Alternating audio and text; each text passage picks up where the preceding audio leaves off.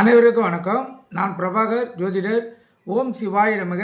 சிவசக்தி திருச்சிற்றம்பலம்.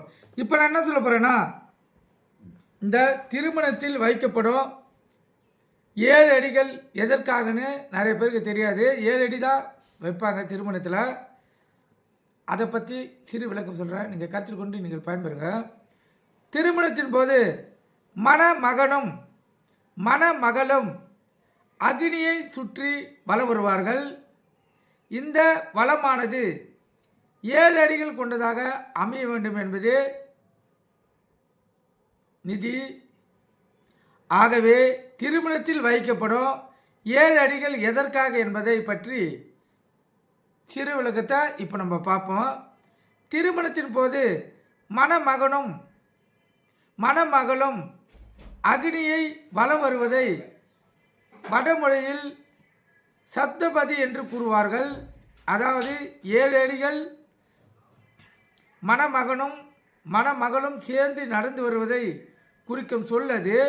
அவ்வாறு 7 அடிகள் நடக்கும்போது மாப்பிள்ளை பெண்ணிடம் இறைவன் உனக்கு துணையாக இருப்பான் என்றும் சொல்லக்கூடிய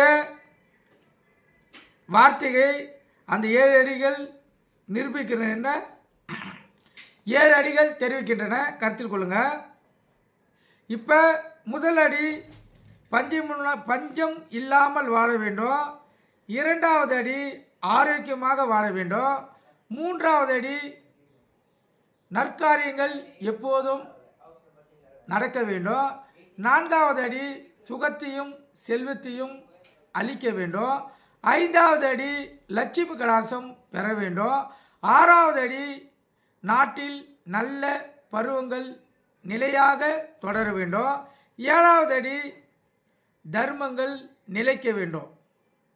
இந்த சமுதாயத்தின் மனிதர்களிடம் இருக்கும் மிகவும் சூட்சுமமான மனோநிலை விஷயத்தை உணர்த்தியுள்ளார்கள் நம் முன்னோர்கள்.